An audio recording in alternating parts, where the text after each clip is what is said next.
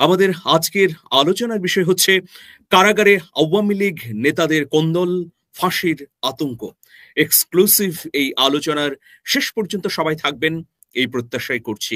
আপনাদের কোনো মন্তব্য বা মতামত যদি থেকে থাকে আমরা অবশ্যই নিতে চাই, ইউটিউবের কমেন্ট বক্সে গিয়ে করুন। প্রিয় দর্শক, আন্তর্জাতিক অপরাধ ট্রাইব্যুনালের chief prosecutor advocate Tajul Islam একটি চাঞ্চল্যকর তথ্য দিয়েছেন। সেই তথ্যের ভিডিওর চুম্বক অংশ দেখে আলোচনার ভেতরে প্রবেশ করব। প্রিয় দর্শক, চলুন তবে আমরা দেখে নেই যে তিনি কি বললেন। আপনাদেরকে আশ্বস্ত করছি, আগামী ৩রা আগস্ট এবং ৪ঠা আগস্ট শেখ হাসিনার বিরুদ্ধে প্রথম সাক্ষী তার জবানবন্দি আদালতে দেবেন। প্রিয় দর্শক, আন্তর্জাতিক অপরাধ ট্রাইব্যুনালের চিফ প্রসিকিউটর তিনি বললেন যে শেখ হাসিনার বিরুদ্ধে ৩ এবং ৪ আগস্ট সাক্ষী বিস্তারিতভাবে তথ্য প্রমাণ তুলে ধরবেন। কে সাক্ষী দিতে পারেন? Any guesses? প্রিয় দর্শক, কোনো ধারণা করতে পারেন?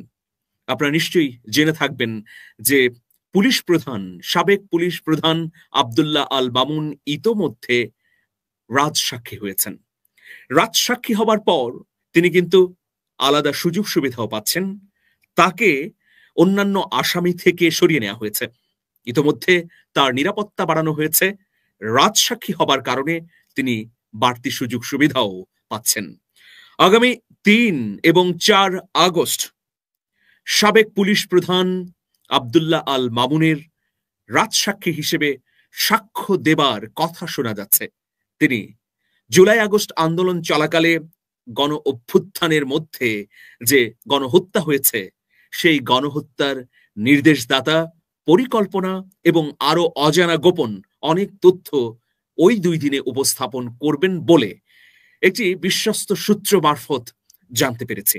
প্রিয় দর্শক, যে অবশ্যই অত্যন্ত গুরুত্বপূর্ণ।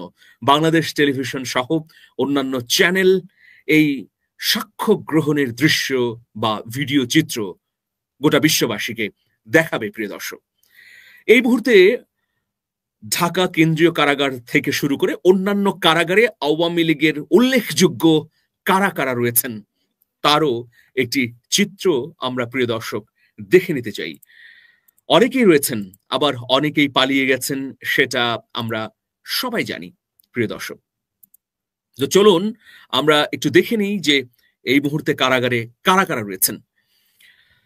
শেখ হাসিনা পতনের পর থেকে শুরুর দিকেই আওয়ামী লীগ সরকারের প্রভাবশালীদের মধ্যে গ্রেফতার হন সাবেক আইনমন্ত্রী আনিসুল হক এবং সাবেক প্রধানমন্ত্রীর উপদেষ্টা সালমান এফ রহমান। এই দুজন একসঙ্গেই গ্রেফতার হয়েছিলেন।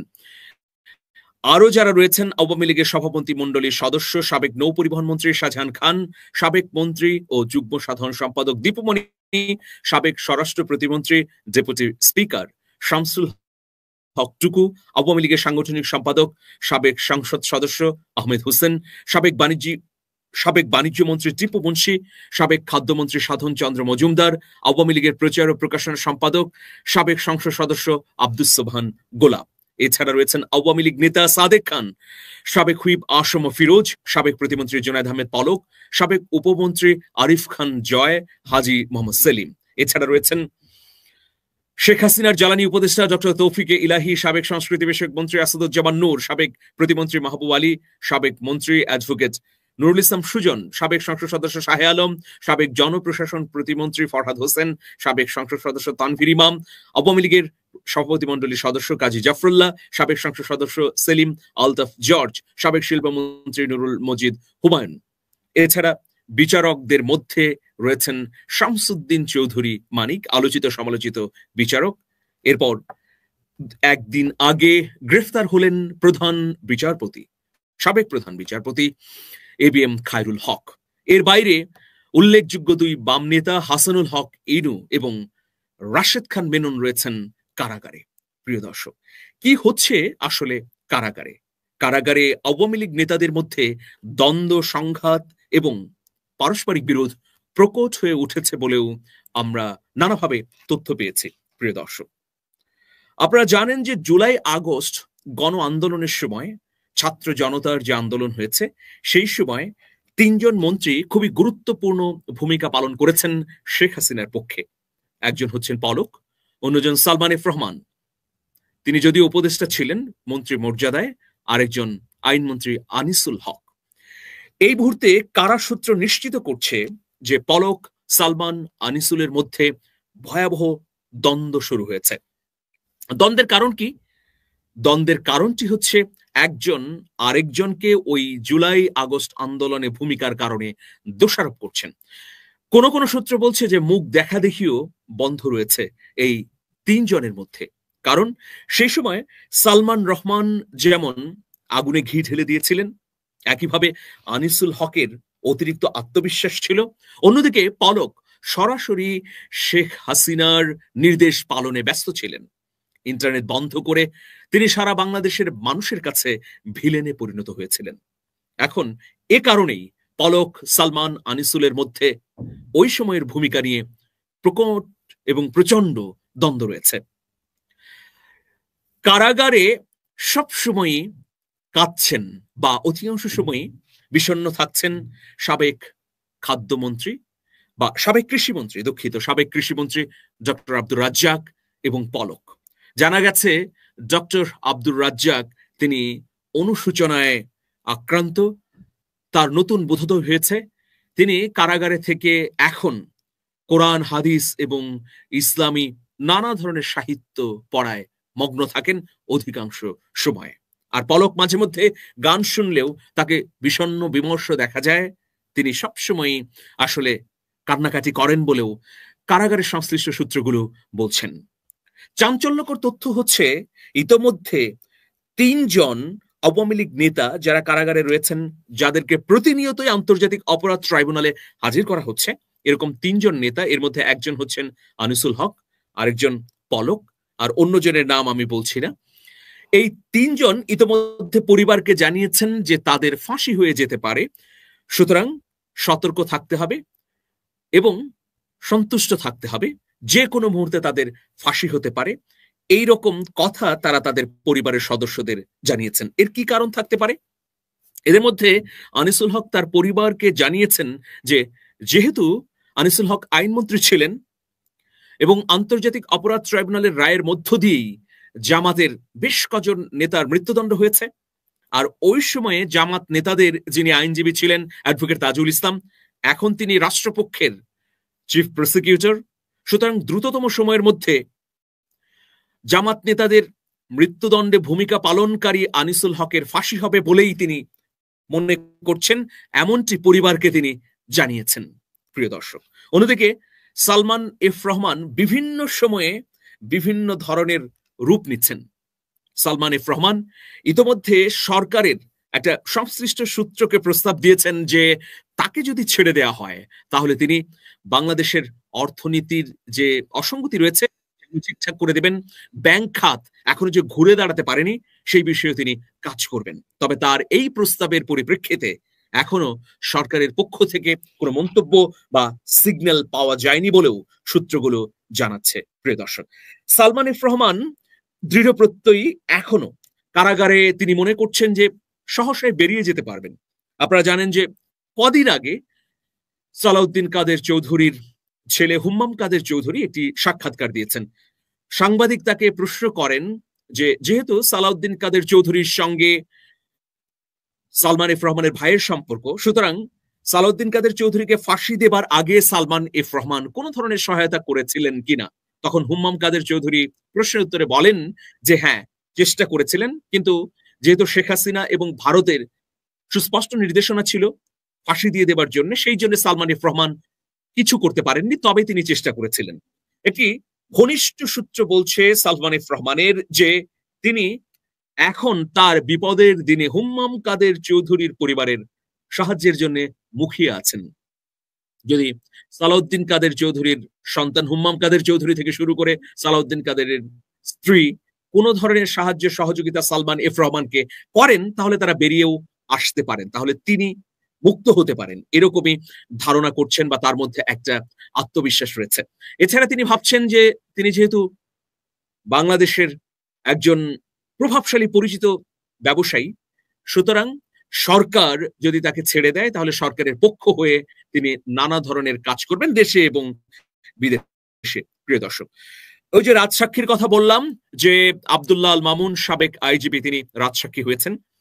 এখন তার রাজসাক্ষী হবার দেখা দেখি আওয়ামী লীগের বেশ কজন নেতা যারা কারাগারে রয়েছেন, আন্তর্জাতিক অপরাধ ট্রাইব্যুনালে নিয়মিত হাজিরা দিচ্ছেন, তারা রাজসাক্ষী হতে যাচ্ছেন। তারা চাইছেন যে রাজসাক্ষী হয়ে নিজের অপরাধের দায় যেমন জাতির কাছে প্রকাশ করা যাবে, একইভাবে তারা সাজা থেকে মুক্তও হতে পারবেন। বিবেকের দায়ে হোক অথবা সাজার ভয়ে হোক, এই ধরনের প্রবণতা কয়েকজন নেতার মধ্যে দেখা গেছে, বা তারা ইতোমধ্যে আব্দুল্লাহ আল মামুনের পথ অনুসরণ করে রাজসাক্ষী হতে পারেন বলেও তথ্যসূত্রগুলো নিশ্চিত করছে। তবে কারাগারে থাকা অধিকাংশ নেতাই আফসোস, অতৃপ্তি এবং অশান্তির মধ্যে রয়েছেন। তাদের অনেকে কারারক্ষী, কারা কর্তৃপক্ষ এবং অন্যান্য দর্শনার্থীদের এই কথাটি বলছেন যে অনেক রাঘব বোয়াল পালিয়ে গেছে, আমাদের ভাগ্যের নির্মম পরিহাস, আমরা আটকা পড়ে গেলাম, আমরাও তো পালাতে পারতাম যদি আগে থেকে সতর্ক থাকতাম। প্রিয় দর্শক, মোহনা টেলিভিশনের মালিক, মিরপুরের আওয়ামী লীগের পরিচিত নেতা কামাল আহমেদ মজুমদার, তিনি কারাগারে মাঝে মধ্যেই কারারক্ষীদের সঙ্গে নানা ধরনের ব্যতিক্রমী আচরণ করেন। তিনি চিৎকার হুঙ্কার দিয়ে বলেন যে আওয়ামী লীগের সঙ্গে আমি আর যুক্ত নেই, আওয়ামী লীগ অপরাধ করেছে, আমি কখনোই এই অপরাধগুলোর সঙ্গে সম্পৃক্ত ছিলাম না, শেখ হাসিনা ভুল করেছে। সুতরাং যে এর আগে আওয়ামী লীগের 3 জন ডাক সাইটে নেতা কারাগারে যাবার পর আবার বিশেষ দুতিয়ালির মাধ্যমে জামিন পেয়েছেন। কোন 3 জন? একজন হচ্ছেন সাবের হোসেন, অন্যজন সরাসরি আওয়ামী লীগের নেতা না হলেও দলীয় জোটের অংশের জাতীয় পার্টির চেয়ারম্যান আনোয়ার হোসেন। সবচেয়ে অস্বস্তির মধ্যে নামপুথি ইনু এবং ইনু বিভিন্ন সময়ে এই আক্ষেপ করে থাকে যে 14 দলীয় জোটের অংশ হবার কারণে আমাদের যদি গ্রেফতার করা হয় তাহলে জাতীয় পার্টির নেতাদের কেন গ্রেফতার করা হচ্ছে না, এখনো কেন আনিসুল ইসলাম মাহমুদ বা জিএম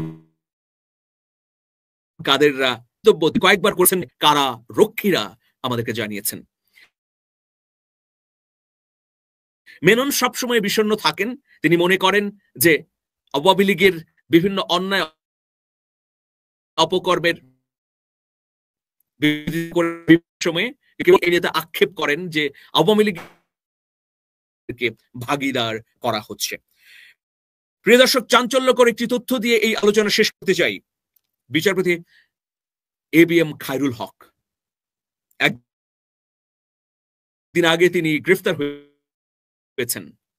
এটি বিশ্বস্ত সূত্র নিশ্চিত করছে তিনি তার অপরাধ, তাকে কিভাবে তত্ত্বাবধানের জন্য আওয়ামী লীগ সরকার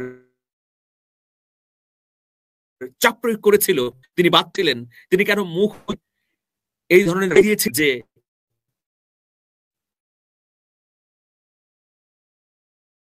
রাজসাক্ষী হবা। শেষমেশ এই কথাটি আসলে বলতে ইচ্ছে হয়, বিচারপতি তোমার বিচার করবে যারা, আজ জেগে এই জনতা। প্রিয় দর্শক, আপনারা একটি চিত্র সবাই দেখেছেন যে প্রিজন ভ্যানে পলক কাঁদছেন। প্রভাবশালী একজন মন্ত্রী ছিলেন, আমার চেয়েও বয়সে কম, ব্যক্তিগতভাবে আমার সঙ্গে পরিচয় ছিল। পলক টকশুর মধ্য দিয়ে আসলে রাজনীতিতে লাইমলাইটে এসেছেন। তিনি মাঝে মধ্যেই টকশোতে আসার জন্য অনুরোধ করতেন। আমি তখন মাই টিভিতে কাজ করি, তিনি আমাকে একদিন ফোন করেছিলেন যে আপনার টকশোতে কবে আসবো। যেহেতু টকশোতে আওয়ামী লীগ বিএনপির 2 পক্ষেরই লোক থাকতে হয়, আমি একবার তাকে টকশোতে দাওয়াত দিয়েছিলাম। 2014 সালের ঘটনা বলছি। তিনি টকশোতে এসেছিলেন। যাই হোক, টেলি রেগুলেটরি কমিশন নিয়ে, তথ্য প্রযুক্তি নিয়ে তার একটা সাক্ষাৎকার নিতে চেয়েছিলাম। একবার তার দপ্তরে গিয়েছিলাম, এটা 15 বা 16 সালের কথা। কিন্তু তিনি আমার সাথে অশোভন আচরণ করে ফিরিয়ে দিয়েছিলেন, বলেছিলেন যে আমার সময় নেই, আমি ইন্টারভিউ দিতে পারবো না। আসলে এখন এই কথাটা কেন বলছি, এই কারণে বলছি যে মানুষের ক্ষমতা, মানুষের অহংকার এবং দম্ভ নিমিষেই যে ফুরিয়ে যায় তা চোখের সামনে উদাহরণ থাকার পরেও আমরা ভুলে যাই। প্রিয় দর্শক, সবাই ভালো থাকবেন। আওয়ামী লীগের নেতাদের এই যে পরিণতি, এ থেকে আমরা যদি শিক্ষা না নিতে পারি তাহলে অনেকের পরিণতি একই রকম হতে পারে। ভালো থাকবেন, সবার জন্য শুভেচ্ছা নিরন্তর। আল্লাহ হাফেজ।